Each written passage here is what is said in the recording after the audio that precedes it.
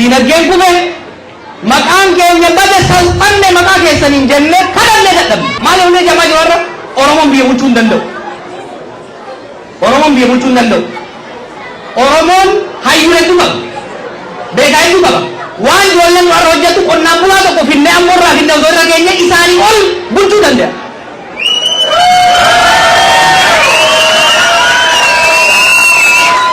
Akkuma kaleessa Oromoon qabsoo hin danda'u dansan qabsoo agarsiifne qabsoo akka danda'u qabatamaa agarsiifnetti har'allee yoo sirraa baannan bakka isaanii kan bulchuu danda'u keenya agarsiifna jechuudha.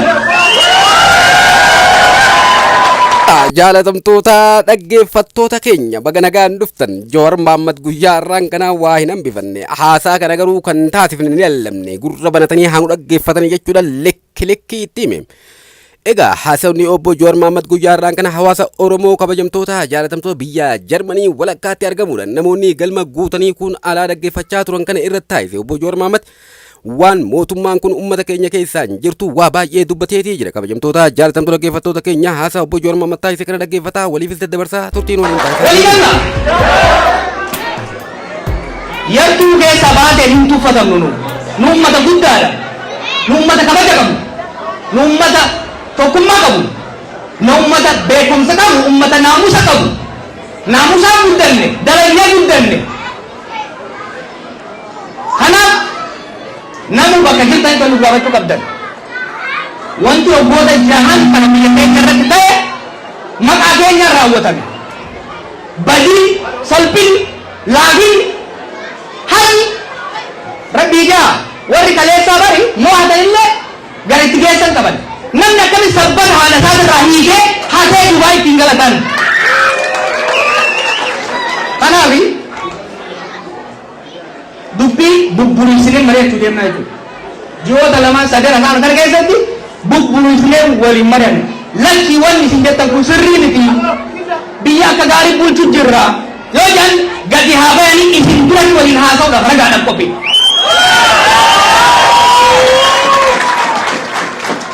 Gurra isaanii gubboon toomse kanaan itti humna jennaan maqaa saba kanaa qabatanii ittiin kufuu xureessuu hin hayyamne. Biyya teenya ka abboonni keenya keessa rakkoo meeqatan waan biyya sanii taane bineensuu hin taane arra bineensuu keessaa bahee qomu salphisuu hin hayyamu jechuudha.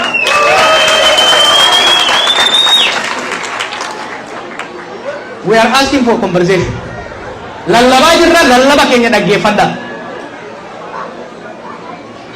Raftanii fireena qabdanii raftanii fireena qabdanii quursanii quufa keessa dabartanii boqoytanii nurratti dhootanii xurii nuti dhabu hin hayyamnu quufa sana biraan dunnaa Oromoo dhagaya.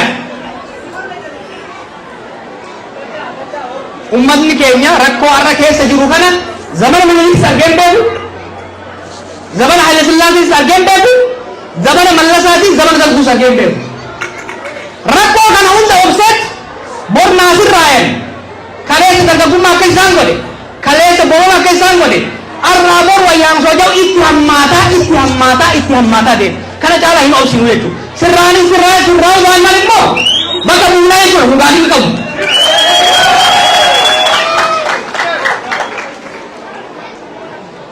warra afaan hin beekneef amaarኛadhaan gabaabsee dubbachuu barbaada. ቋንቋ ለማትችሉ ልጆች እዚሁ ላላችሁ እየተናገርኩ ያለሁት ምንድን ነው? አልጸጸትም አይቆጨኝም የሚለው የእኛን ታሪክ አብረን የሰራነውን ታሪክ የነበረውን ጨቋኝና አፋኝ ስራን ለመለወጥ በሀገር ቤት ከቄሮ ጋር በውጭ ሀገር ከዲያስፖራው ማህበረሰብ ጋር የሰራነውን ታሪክ የነበረውን በደል እያየን ከማልቀስ ባለፈ አጥንተን ተመራምረን ተዘጋጅተን እቅድ አውጥተን በአነስተኛ መስዋዕትነት ታንክና ባንክ ይዘው ሲጎርሩ የነበሩትን ቦታ ሲያዙ ናው አሁን ባለው ሁኔታ መንግስት መገልበጥ ፈልገው ነው መንግስት ለመጣል ፈልገው ነው ብለው እየተንቦቆቦቁ ነው።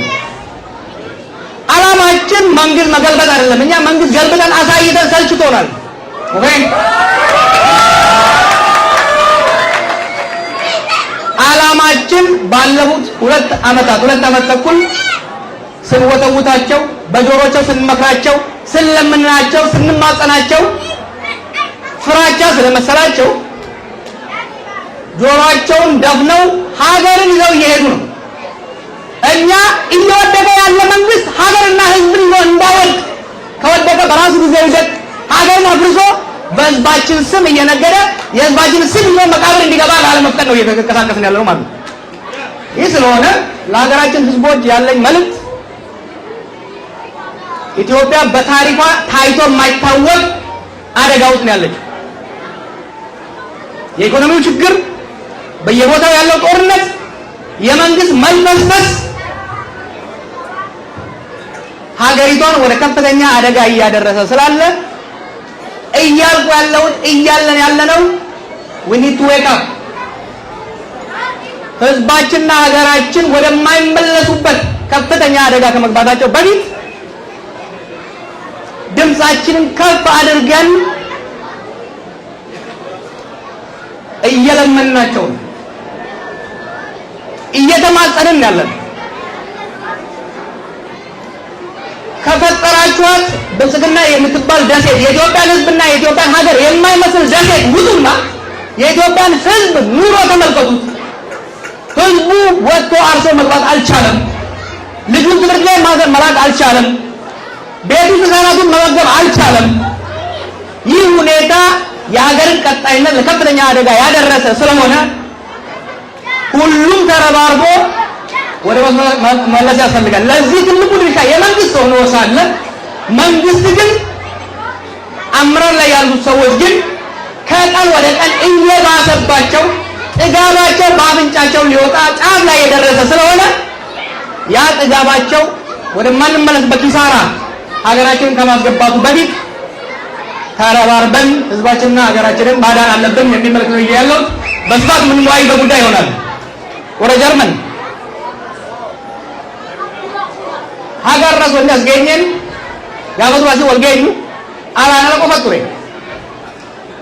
ኦሮሞን ተቆጣጤ ቀምሳው እንደንደይ ኦሮሞ ወልንደገይስ ሆገን ኦሮሞ ማሊ እንደው አላናላ we were facing collapse of self esteem collective self esteem ero sari maal jaantu bara sandeeyu oromo miliyon shantam tae watak wad undandu murni tikka tokko deeman oromo nogga shantam qabsaa'e omaanpin sanyi jirre yoo wanni biraa dhabam jarra oromo miliyon shantama umaan buusu wanni jawdandan jira harra warranda akkas yoo hin jiru we change history bar harra immoo fakkiidoon angoo qabatte ka ummata keenya madaali ka beekumsa hin qabne ka naamusa hin qabne maqaa keenyaan angoo qabatte maqaa keenya nyaataa jirti jechuudha. Maal yoo jamaa jiru har'a Oromoon biyya bulchuu hin danda'u.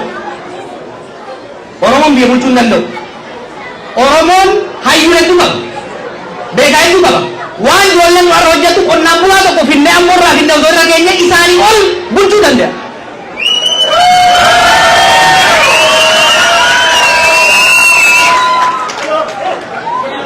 Kufaatiin isaanii, salphinni isaanii, darrinni isaanii, lattinni isaanii ummata keenya maqaa nyaatee hamilee nu buusaa jira jechuudha.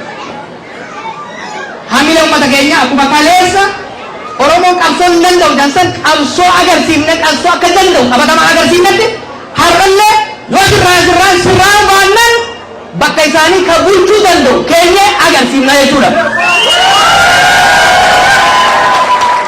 Walii galna yartuu keessa baatee hin tuffatamnu nu ummata guddaadha. Nu ummata kabaja qabnu. Nu ummata tokkummaa qabnu. Nu ummata beekumsa qabnu. Ummata naamusa qabnu. Naamusaan guddanne dalagee guddanne. Kanaaf namni bakka jirtan kan nu gaafachuu qabdan. Wanti waggoota jahan kana biyya keenya irratti ta'e maqaa keenyaan raawwatame. Badii, salphina, laafina, hari rabbii jaa warri kaleessaa bari yoo hatanillee gara itti geessan qaban. Namni akkami sabbata haala isaatirraa hiikee hatee Dubaay ittiin galatan. Kana Kanaafi dubbii bubbuliisinee mari'achuu deemna jechuudha. Ji'oota lamaan sadan afaan kana keessatti bubbuliisinee waliin mari'anne. Lakkii wanni isin jettan kun sirrii miti. Biyya akka gaarii bulchuu jirra. Yoo jedhan gadi haa bayanii isin duratti waliin haasa'uudhaaf ragaadhaaf qophii.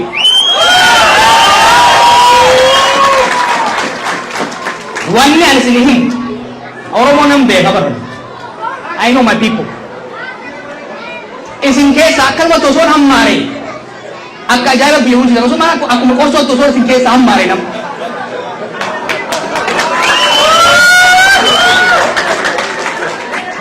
Kanaaf qophaa'aa ammaaf dhimma lallabne. Hubadhaa waa malee kaaneen dubbannu qoranneet qo'anneet bilcheessineet tarsiima baafneet ummata keenya tokkoomsineet jijjiirama barbaachisaa ni finna jechuudha. Kanaaf ummata Jarman hedduu galatoomaa hedduu dhaboonsitanii warri alatti seenuu dadhabdanii alatti hattan hedduu dhiifama isin gaafannaa yoo carraan argame meebii gara boodallee isin dubbisuu dandeenya. Galmi kun irra laalina gareen asii sun beekta garee ajaa'ibaati gareen Jarmanii kun. Abdoon sun yoo deemu suutaa yoo hojjetu garuu saffisaadha. Gareen isaa kun immoo kaasii waa waraabu kunis ka wallisu kunis isa jamsi no torban tokkoon kan ijoollee kanaaf. Torban tokkotti yeroo ayyaana kana keessatti galma kana fuudhanii akka waan sargii anaaf inni ta'etti galma sargii akkuma sargii kana. But I'm proud of the team. We have a team. Team akkana magaalota 63 keessaa qabna. Dalagatti gad deebine malee addan facaane. Waa'ee tokkummaa Oromoo kan yaaddattaniif. Tokkummaan Oromoon barchirichaaroon hin gurguratu. Oromoon uummata jumlaati. Warri gandaaf gandarree deddeemtu dura jirma jirti.